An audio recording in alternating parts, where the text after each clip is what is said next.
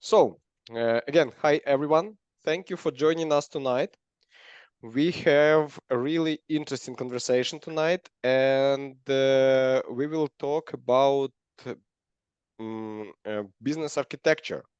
So it's not very common, I should say, thing in outsource IT, but very useful for product business and for real economy businesses, not IT. And I have a great guest, but before I present, let me just quickly remind you about hosts of this webinar or podcasts. So it's me, Alexander Moskalyuk. I'm a director of one of directors of IBA Ukraine chapter and have a background of more than 100 projects in more than 20 industries, and there's some expertise in business analysis, development, project management, cybersecurity, finance, and different domains. Also, we hope Rainer would join us later. So Rainer Wentz is founder of BA-Day, our conference, and also one of another host of our podcasts. And he is a managing director of Masventa Business and seasoned expert in business analysis, also former president of IBA Germany chapter, and has a lot of certifications. And another important thing, it's thanks to our sponsors that help us to create this podcast and a conference. So we have Deutsche Telekom, our primary sponsor, and we have IBO, IREB, and MySventa. They all help us to go on and provide a lot of information, useful information for business analysts, consulting, and education. But let me come back to my guest. Kevin, I'm really happy to have you tonight. Please tell us a few words about yourself. Thank you. So, hello everyone. I'm Kevin Brennan. I am a manager of the business architecture practice at a Canadian financial services company. I also teach as a professor at George Brown College. But probably the reason most of you are here is that I used to be on the executive leadership team of IBA, where I developed the business analysis body of knowledge from its initial outline, which I put together, to the release of version 3, which is still the current version. I also manage IIBA chapters relationships, the EEP program at various points, the membership program, certification, and I think ultimately just about everything except marketing, finance, and HR at one point or another while I was there. Since then, I moved into consulting for a period of time, but post-COVID, I've settled back into full-time roles in my hometown of Toronto, Ontario. And I have recently become a core team member at the Intersection Group. So that is a volunteer role. The Intersection Group, which I posted some links to in the chat, is a organization based in Europe that is developing standards and guidelines for enterprise design, which is a big field, and business architecture is a significant portion of that space, which is where it has an interest to me. But they have developed a modeling language called EDGI, which I find very powerful for describing and discussing the structure of the enterprise, particularly with business executives and IT leaders. It's very intelligible to both groups. And we are working on future releases around and supporting EDGI and enterprise design over the next couple of years. And you should be hearing more about that in the next few months.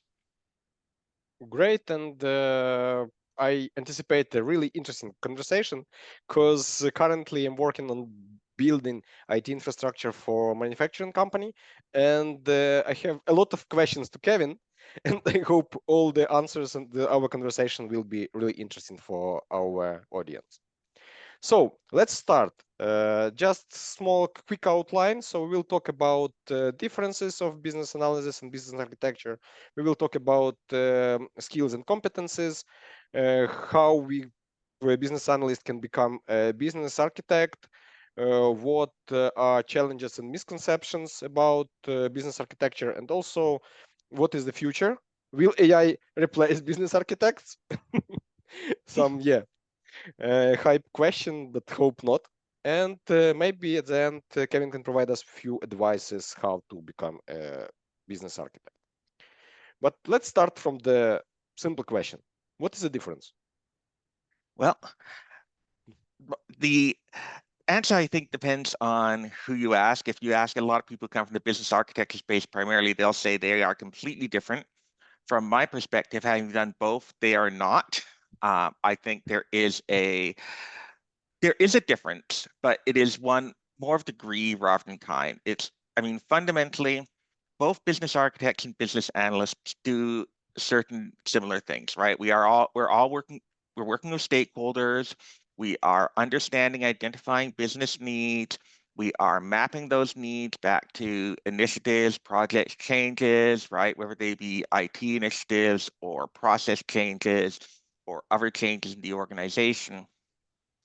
So, there's a lot of skill set and a lot of soft thinking that comes into play in both. What is different is, you know, it's there's the old metaphor about, seeing not being able to see the forest for the trees. And business architecture is in a sense about the tree. Sorry, business analysis is about the trees. It is about, as a business analyst, you're typically working on a project.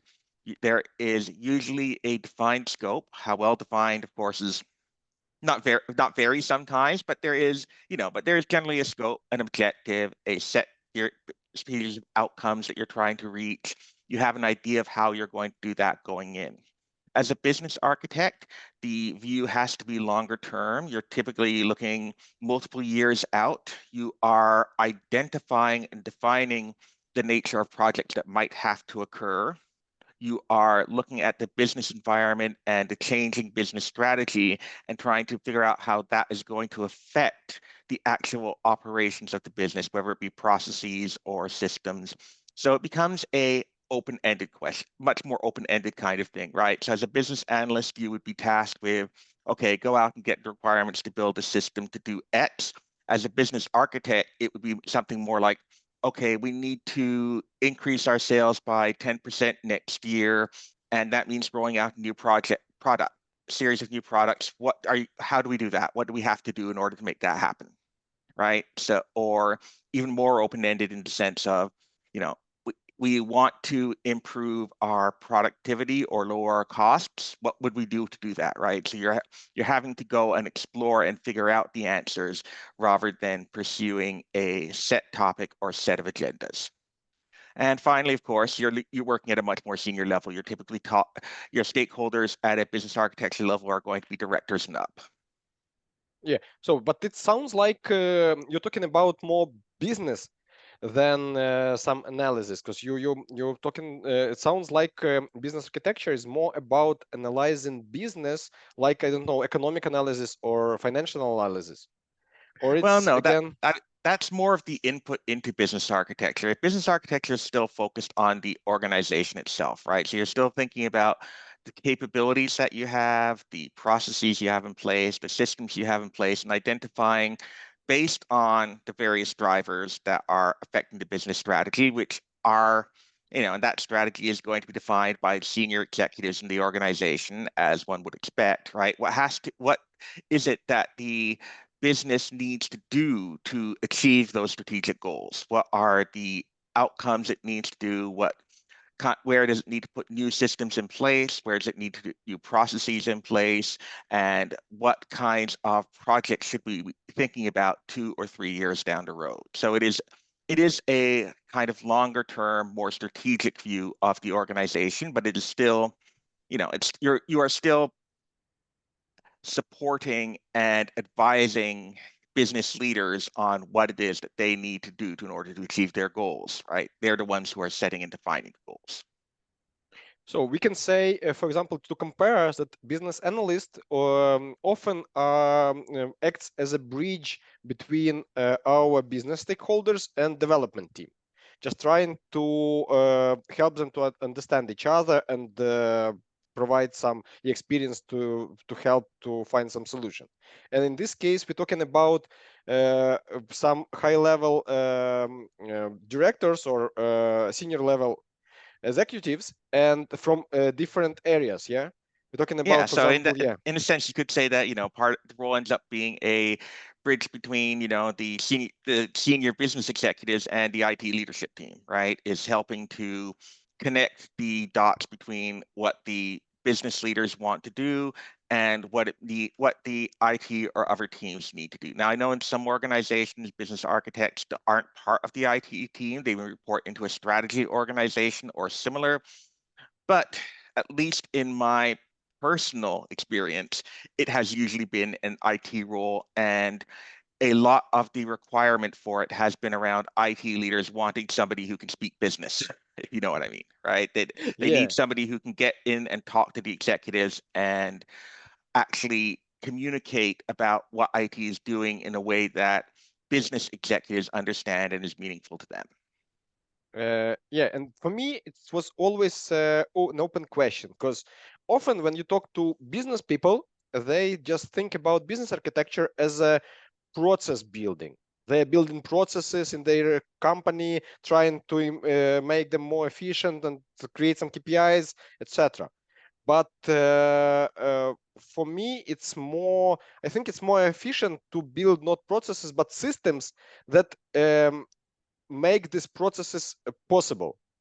Because I don't know, when you create just a statement of COP, I think, yeah, some instructions for people, yeah, for employees, they should read it, and it's really hard to enforce it.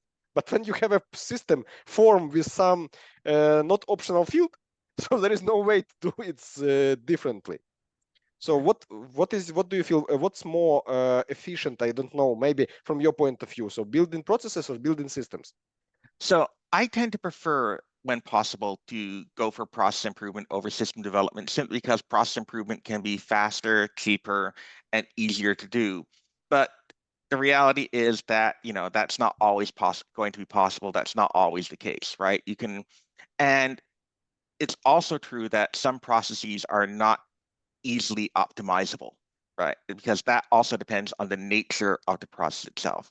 So in my practice, uh, my team does do process analysis and process improvement. I have a process analyst as a member of the business architecture team. We're bringing in another business architect in the next few months. If everything goes according to plan, they will be spending a lot of their time working with business leaders and as well as IT on defining and streamlining and improving processes. But that gets into the case, some processes are very, I guess, straightforward and easy to optimize. Some are very resistant to optimization because they happen differently in every case.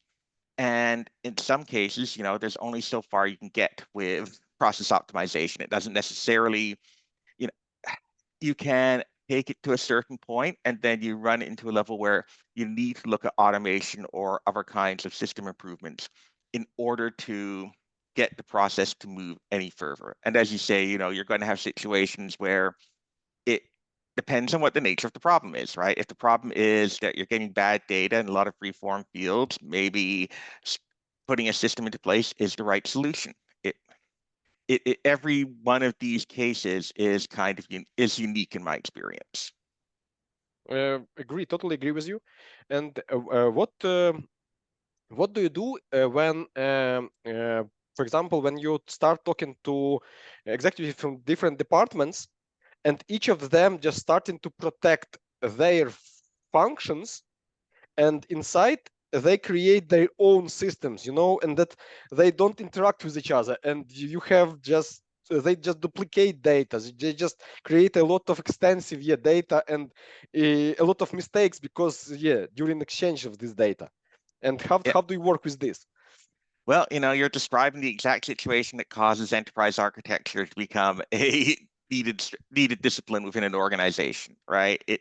In these kind of scenarios, what you have to do is, in a sense, it's the same thing as a business analyst does when you get a bunch of stakeholders in the room and they can't agree on anything, right? You have to shift the discussion away from their individual needs.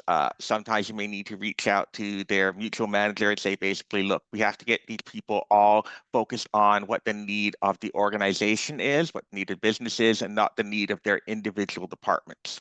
So you try to shift the conversation around that, right? To frame it in a way that says, okay, what is the pressing problem that our organization faces? What is it that we have to accomplish here, right? What is it that, if you were the CEO, what would you do here? And why would you do that? And you start trying to get them to, so in these kind of scenarios, I usually do a number of things. One is I start with a discussion about how decisions will be made, and I get everybody to agree to that process up front. That means that as we go through the decision-making process, if it goes against them, people are less likely, not that it won't happen, but if they've bought into how the decision will be made, it's harder for them to then turn around and reject the decision, right? You try to put move away from a conversation about each of their individual areas to, let's talk about blank sheet of paper. What would you do if, you had to design this process from scratch up front? What if we set aside the individual areas, what would make sense? Get them to work on that kind of theoretical framing. And always,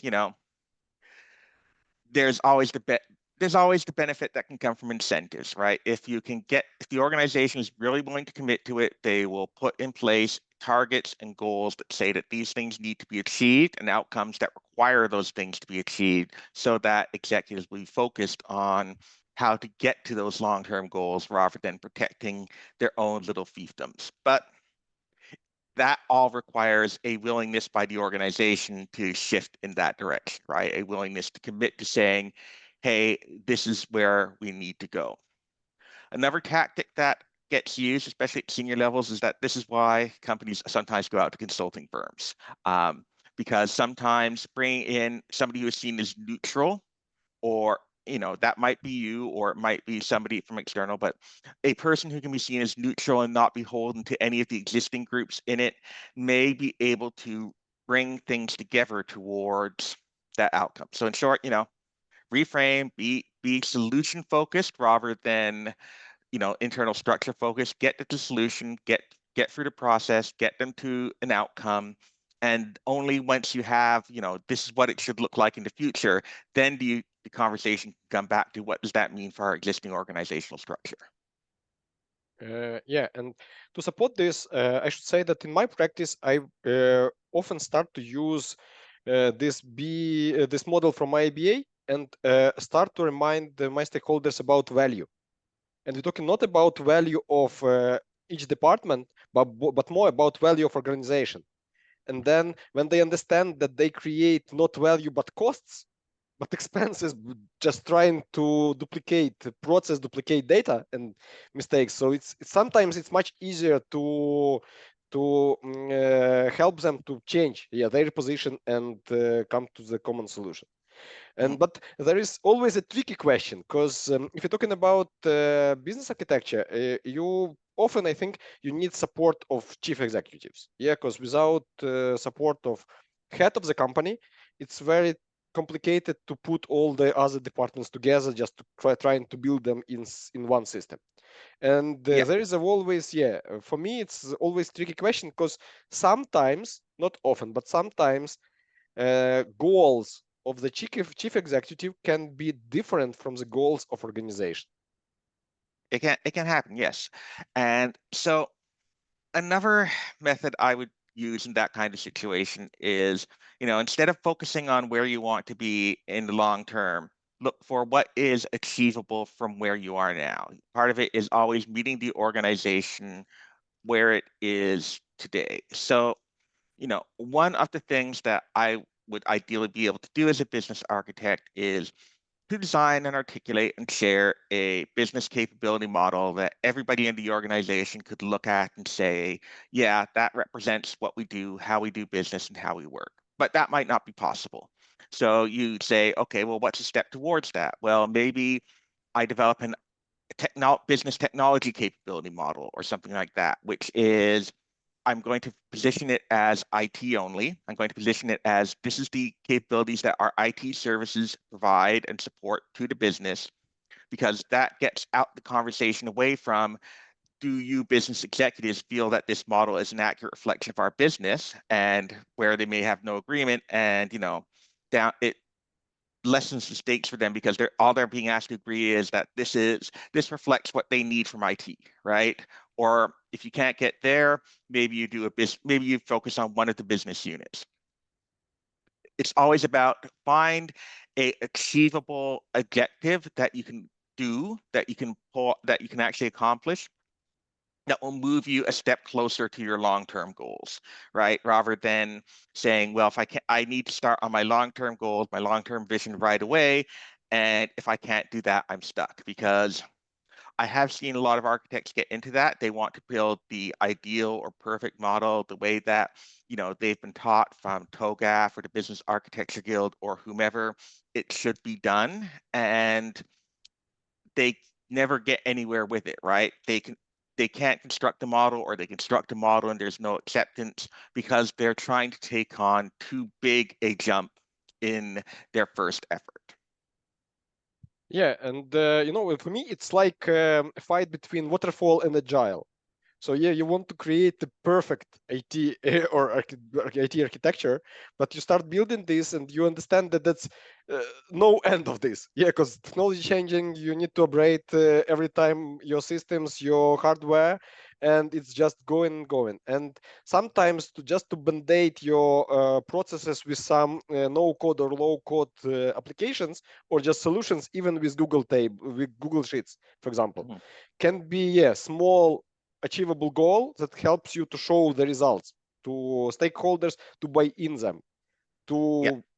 to help them to understand that, okay, so we are moving in the right direction. Maybe sometimes we can do wrong things, but actually step by step we are just getting there. Yeah, and as you get there and as you achieve the first thing, that'll expose new problems which you then have to tackle, right? But it moves you slowly in the right direction, and it is progress, and that is all that you can really accomplish in a role like this, is to make progress.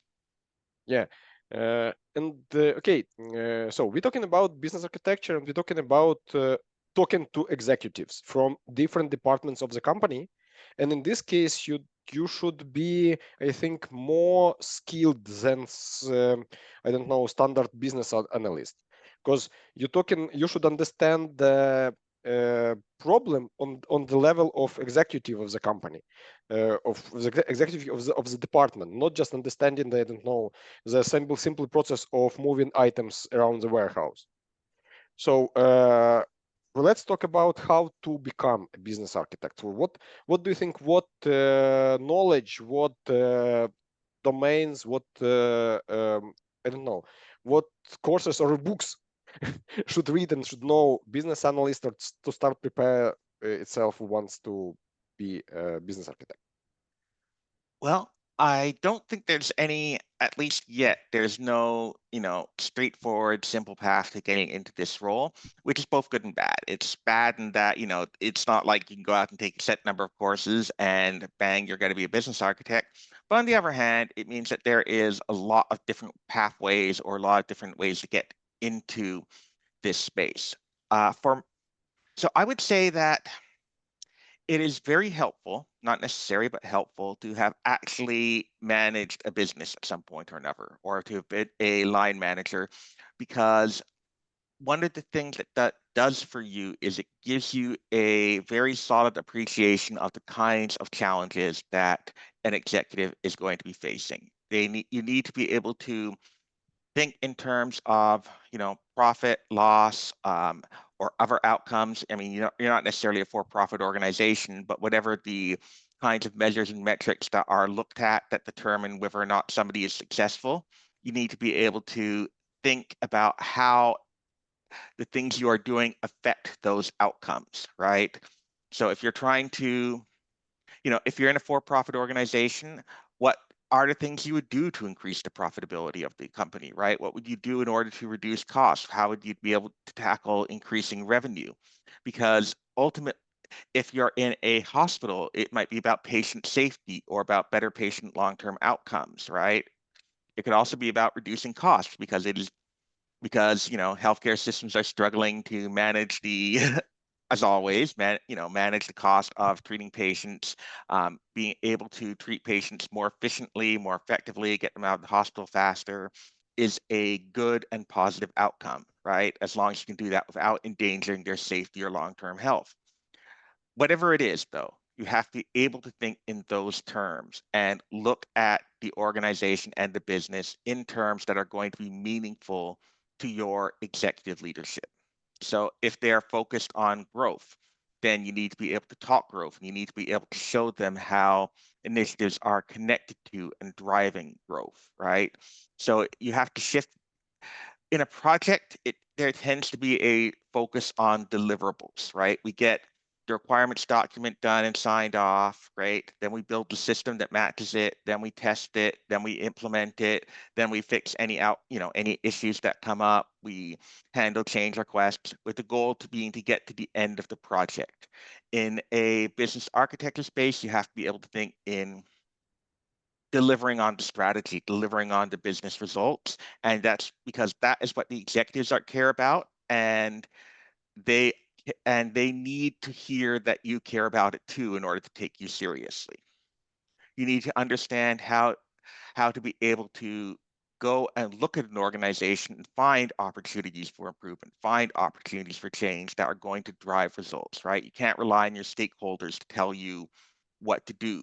At the business architecture level, they're looking for you to provide them with advice and to provide them with options and choices and different ways that they may be able to take it. So, I'd say that there is a strong benefit from having management experience, strong benefit from having consulting experience, especially if you are looking at education. Some of the more useful education would be an MBA or similar kind of master's degree in a business subject. Um, but you can accomplish the same things, by lots of experience, lots of practice, and a lot of reading. I mean, I did my master's a couple of years ago at Penn State. It's been helpful in terms of, looking for jobs because a lot of the work they use a master's degree as a screener, but I went in there with a master's degree level of knowledge of the topic, right? Because of all my years studying business analysis and how business operates. So that's the big one. Understand what are the pain points and the drivers and the concerns that senior executives have. And beyond that, try to get yourself, if you're looking to move into that role, you need to get yourself into more lead roles and projects where you're acting alone or ahead of a team.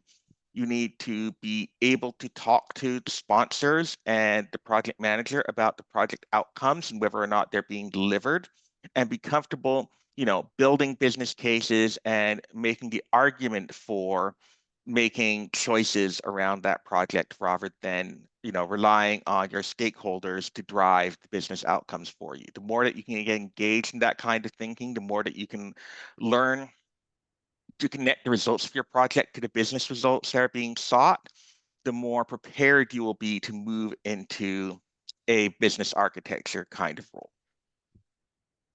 Yeah, to support that, I can say that first of all, yeah, it will allow you to speak the same language as executives speak, because they have a really different view on the business and on the processes in the company, because they're looking from the top, and they looking at on the strategic level, not on operational level.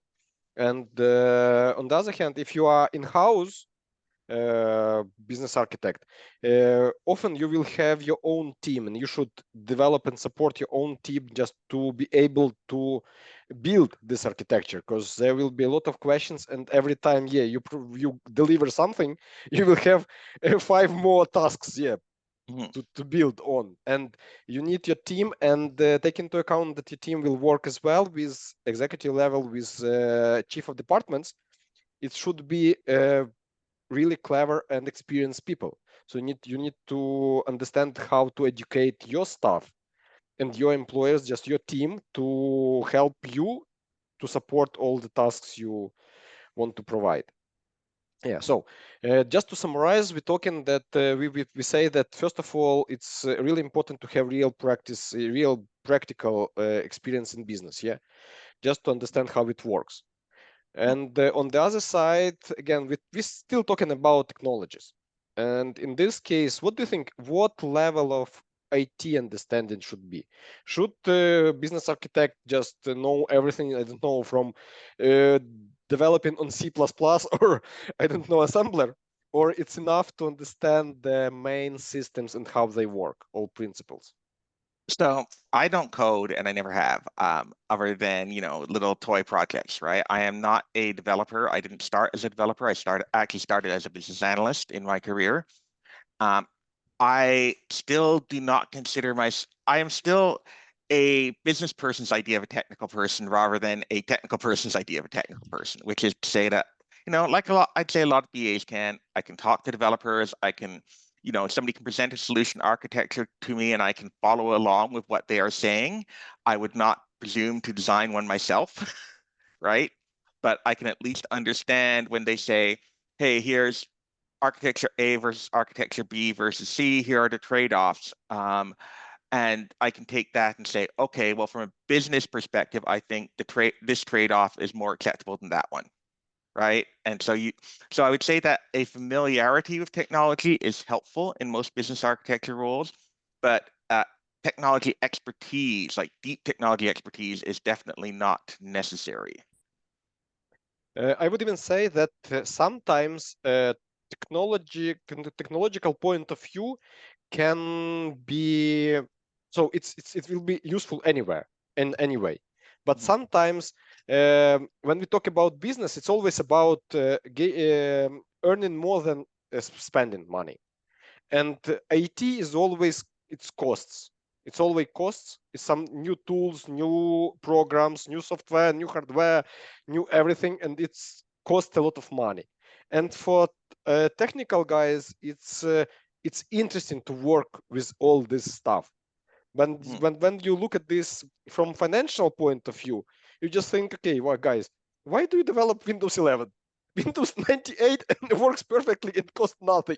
Why should I pay again? So just to get the same functionality, or sometimes just spend some more money just to re-educate all my stuff to work with new system and not gaining anything else. So I would agree that I think for building business, it's more important to understand, business side of the business. Yeah, Yeah. not less. I think less technical. But anyway, if you can't understand technical, you won't be able to speak to AT team. Yeah, just to help them to provide best solution. Okay, going on. So what do you think? Let's start with soft skills. So what do you think? What are the main soft skills of business architect?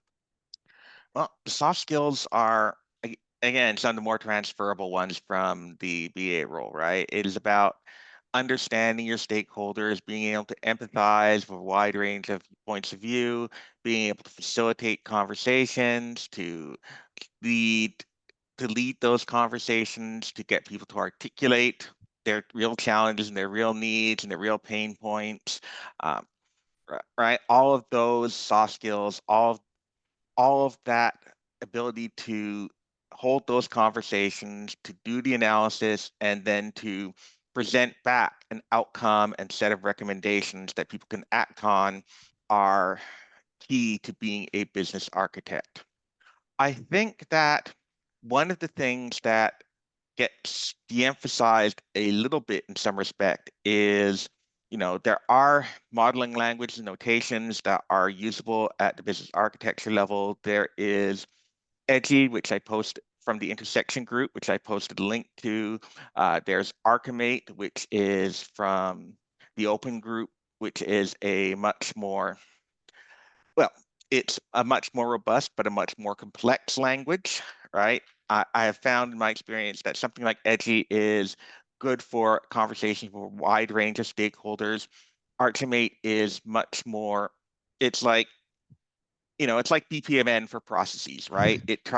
Everything is very precisely defined. Every relationship that can exist is very precisely defined because it's there to create models that can be computed upon and validated and proved to be correct, right? And that has its advantages in certain situations, but it also means that it's only usable among people who actually are familiar with and understand how the language works.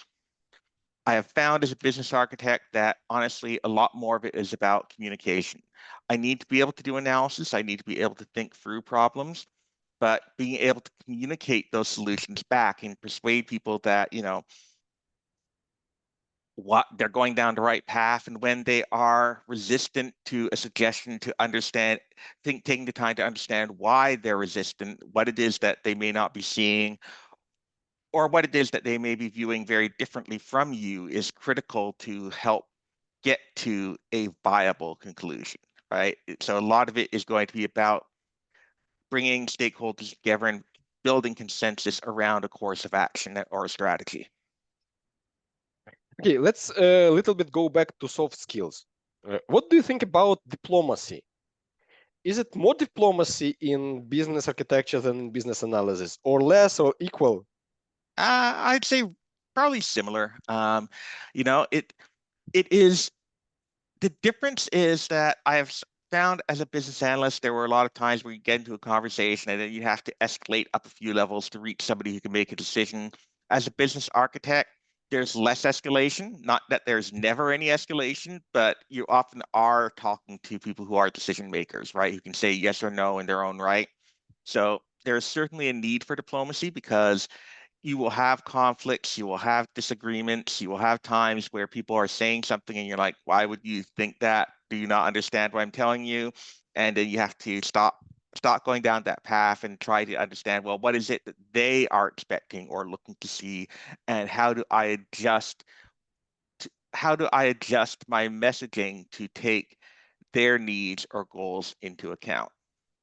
Now, in terms of modeling skills, another thing that business architects often get involved in is process modeling and process design, and in that space, in terms of the skills that are involved, I would say that that's where you want to have a broad and solid understanding of business process improvement. So not just, notations like BPMN or flow charting or whatever, but also Lean, Six Sigma, and other methods that are used to help you identify how to improve a process, where to improve the process, and so forth. Yeah. Let's talk a little bit about different approaches to business architecture and architecture. We discussed this before podcast, but let's discuss it again with our audience. So there is TOGAF from OMG. There is APMPMP with their approach to business process management. There is business architect guild. Yeah. Yeah. So what do you think about this different approach? Also, there is Lean, of course. There is a lot some ITIL, yeah, I do, for yeah. IT organizations. There is some difference, Zachman framework, etc. So what from your own experience, what are differences? What do you use in your everyday life and in practice? Right. So, you know, but I guess I'll try to put them in some kind of categorization first. So the open group has a business architecture approach, but it is largely grounded in TOGAF, which is an enterprise architecture approach. It is very IT oriented. It has an IT thought process built around it, right? It is around now. There is, if you sorry, I should preface all of this by saying if you go onto LinkedIn and you ask, if you stumble across a conversation about what is enterprise architecture or what are all these standards and how they interrelate, you will find an argument because it sometimes seems like the main job description of enterprise architects is to go on LinkedIn and argue with other enterprise architects about what enterprise architecture is or is not or should not be, right? But a lot of it does come from an IT-centric kind of worldview, which is not to say that they perceive themselves as IT people, but they frame things in a way that makes sense if you think like an IT person, right? One former colleague of mine on the Peter Lefterov, who was on the Babcock Free Committee, he once said that he defined enterprise architecture as defining the business in a way that makes sense to IT people. And so, when you look at things like Archimate or, I think in my view, at least, the Business Architecture Guild approach, you see that these kind of things are fairly embedded in it. The Business Architecture Guild, their entire approach is built around identifying business objects which correspond to real world things. Then you have capabilities which modify these business objects in various ways, right? It's very structured, very, I guess, logical approach, but it's almost like object-oriented design for a business. TOGAF is somewhat similar. It typically leverages something like Archimate, and it has a huge pile of different design objects and elements that go together in very well-defined ways to get you to, in that case, being able to define a technology architecture around it. I think, honestly, I don't think business architecture has reached a level of maturity yet. I know that, again, the Business Architecture Guild would probably vociferously disagree with that because they have their own perspective on it, right? And, I agree with parts of what they say and I disagree with other parts of it, but that's what it is. ABPMP is a business process management organization.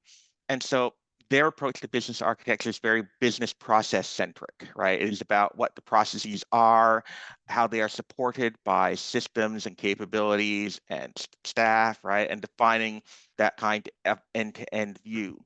My own approach to it, I couldn't give it a name at this stage. I find that my viewpoints I have more in common with obviously, the intersection group and the enterprise design space in the way I look at these things as, the purpose of business architecture is to help articulate how the organization needs to change in response to, events in the world outside or changes in your business strategy, right? And as such, it is about linking the capabilities, processes, and assets, data, systems, whatever in the business to what your customers are trying to achieve and what the organization is trying to achieve, and showing how those things connect in a way that creates a coherent story about where the business needs to go. I think so. I think there's still a lot of value in all these different approaches, but we are not yet at the stage where we can say this is the one definitive way to go about doing business architecture. Okay, what about business process frameworks like APQC? Do you use it in your way of work or line of work, or it's not very useful for business architects, for example? So those kind of things can be helpful to you to get started, right? If you need to put a process model in place, you need to get a set of defined processes. Having a big list like APQCs is good because, you have this comprehensive list of processes that might exist inside your organization. You can go and check off the ones that you have, and you have something to start from, right? It gives you a building block. Same with things like the Business Architecture Guild's reference models, BN, ECOM, any of these can be quite valuable to you to get started, especially if your organization has already bought into them in some capacity, right? Yeah. But I do think that if there is an industry standard model that would be usable in your organization, it often makes a lot of sense to go and use that as a starting point and then build and change it as you need to, rather than creating everything from scratch on your own. Because the reality is that, every finance company is going to have a lot of processes that look pretty similar because they have to, right? They're going to have a lot of functions in the business that look pretty similar because they have to, and trying to create all of that stuff from scratch is going to take a lot of time and effort that could be better spent on focusing on the things that make you unique and improving them, yeah instead of creating them. Okay, and often when we talk about business architecture and business, we talk about some systems like CRM, ERP, or something like this. And I think ERP is, for now, it's more common if you're talking about some comprehensive system for all enterprise. Mhm. But again, the eternal question: buy or build? um, so I would say 80% of the time buy. Save building for the 20% of things that are really vital to the way your organization does business that make you unique. You can use something like the purpose alignment matrix that was developed by Niels Nikolaisen. I will see if I can grab a link to that on the chat, but basically it's a 4x4 matrix and asks you, to identify for the various things that your business does, are they mission critical and are they market differentiating? So mission critical means that you need this thing in order to be able to function as a company, right? Like payroll systems, you got to have payroll systems.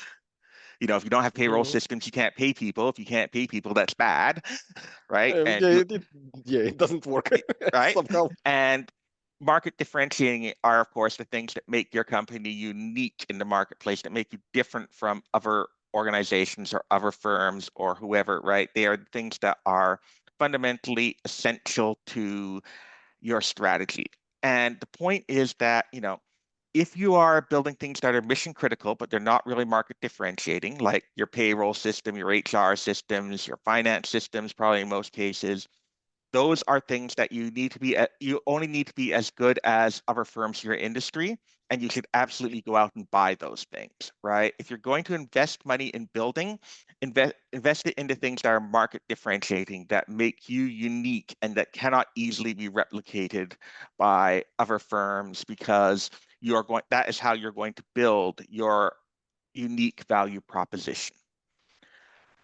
Now, this has changed over the time I've been in IT. When I started out, I started out in the late 90s. A lot of stuff was custom built because there were no off-the-shelf systems. You couldn't go out and get a SaaS application or an ERP system and put that in place and use it. Now you can. Now that most of the day-to-day operational infrastructure is available on the market, let companies who specialize in building that stuff go out and build it and use what they have and save your effort for something that's important. Okay, what about environment?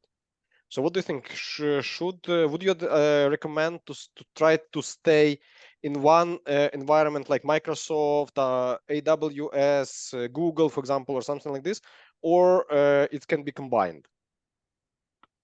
So this is where you kind of get into a certain amount of, portfolio theory, right? That basically being, if it's probably easier and cheaper to put all of your stuff in one environment, but if you do that, then you're stuck with that vendor and you have no ability to shift around. Whereas if you go to multi-environments, you're able to shift your spending, negotiate one against another, like figure out what's best for your needs. So I think the answer is probably different for different companies. A smaller company is probably going to be additional overhead of being able to be multi-environment is potentially going to be more expensive than is worthwhile for them. But as companies get bigger and more complex, the multi-environment option can make more sense. It might be that the additional cost of, running in AWS and Google and Azure at the same time are outweighed by the ability to shift around or to negotiate better deals or whatever else might be the case. Yeah, it's good advice. What do you think about cybersecurity? Does it change the approach to business architecture now? So it doesn't really change what I do as a business architect, but it is obviously, a pressing concern for a great many companies, including the one I work for at my day job. Any financial services company has a huge potential exposure from cybersecurity. So in that respect, I think it is going to be it is and will remain a huge issue for companies. It will remain something that companies have to focus on and IT departments have to focus on. But it's not something that I personally am responsible for or accountable for in the organizations I work at, right? We just acknowledge that it has to be there, that it has to be a certain amount of effort, and the cybersecurity teams take care of doing that kind of work. Okay, so quick question: a cloud or on-premise? For most organizations, cloud. Yeah, but Again, okay. And about on-premise? On-premise.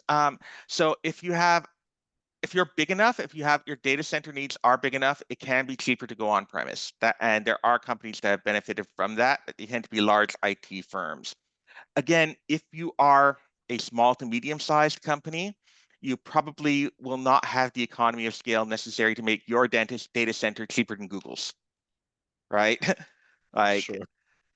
that's just fundamentally what it comes down to, is that these are cloud organizations run these things. They get very good at it. They can usually cut costs down to a lower level than you can, and hopefully keep them more secure than you can. That said, if you are at particularly high risk of being attacked by bad actors, you may prefer to have your own, because one of the risks of, you know, a big company like Google or Apple, well, Apple too, but more Google, Microsoft, Oracle, the big cloud providers, is that if there is a vulnerability, it affects a wide range of companies. And so there's a lot more people looking for those vulnerabilities than there are for, whatever you've built yourself. Yeah, agree. So we are getting to the end of the podcast. So please, do you have any advice to people who wants to become a business architects? I would say, first and foremost, the biggest thing that you can do to get into the place where you can be business architecture is build up your business acumen, build up your business understanding of why things are done, why projects are being done, what the needs are. Try to get into the room with sponsors and leaders and understand what their concerns are, right? The best way to get there as a business analyst was that, you know, I reached a point fairly early in my career where I was able to talk business value with the sponsors and project managers and have a strong discussion with them about what the costs and benefits would be of particular moves, what the trade-offs would be, and have that business focused conversation, right? So it wouldn't be, hey, this stakeholder says they want this. It would be, we could do this for this stakeholder. Here's the benefit it would have. Here's the impact it would have on the project. So I recommend yes or no, right? And of course, it's always their decision. They may have reasons to do things differently, but if they feel that you're in the room and you're providing useful advice about how and why to make things work, and you can see things from a genuinely business perspective, then you will get more and more exposure to the kinds of issues that you need in order to move into a business architecture space, right? You will be taught, they'll bring you in when they're trying to figure out what to do and why they should do it, rather than after they've had the decision about what they want to do and they just assigned you to take on that kind of like, go figure it out and go right down to requirements. Okay, yeah, I think it's great advice. And I want to remind our audience that Kevin will have a workshop during our BA Day in May. Kevin, could you please say a few words what will be there, what people can learn during this workshop? Yeah, so what I will be doing is I will be talking about helping people understand how to translate business strategy and business objectives into projects, programs, and business architectural changes. I want to help them get a better sense of what it is that their executives are talking about when they talk about, the corporate strategy and corporate direction, and how business architecture can both shape that strategy and be shaped by it. So this is really going to be, in many respects, about talking to executives, talking to leaders, talking their language, and then how do you take that back as a practitioner, a business architect, or business analyst, and turn that into requirements and designs that meet organizational needs? I think it's would be a great start for business analysts who want to start building their business architect career to take part in this workshop and learn all this stuff and understand how to grow knowledge in this area. Yep. I want to remind you that we have two tickets. You can buy tickets only for workshop, or you can buy combined ticket to workshop and to conference session. Yeah, so it's cheaper than both of them, of course, if you buy in both. And just we provide for all the audience of this workshop, we provide this special discount coupon for 10% discount for the workshop.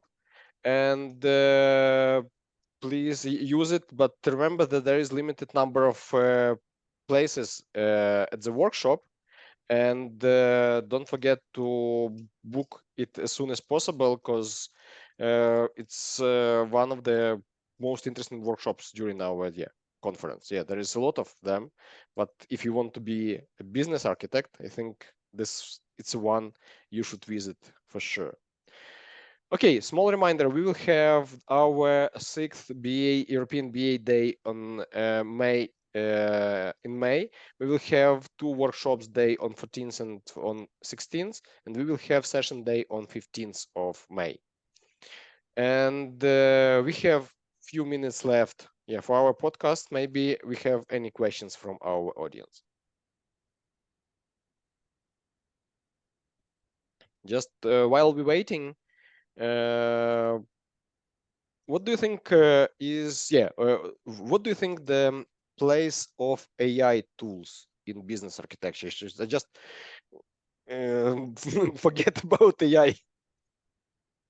Yeah, I think that, so I tend to be one of the more skeptical people around AI in a lot of business things. I think that we are actually seeing the limits of what AI can do in existing models, which is neat and potentially useful, but is not, but I don't think we're on the verge of seeing huge leaps in performance that some of the companies that are pushing it are trying to promise. There are some things that will potentially do that will be very useful. One that I can see honestly is the ability to use AI to query architectural models. The organization I work for, and a lot of other ones, we have these huge, complicated databases of our systems, processes, that capabilities, organizational units.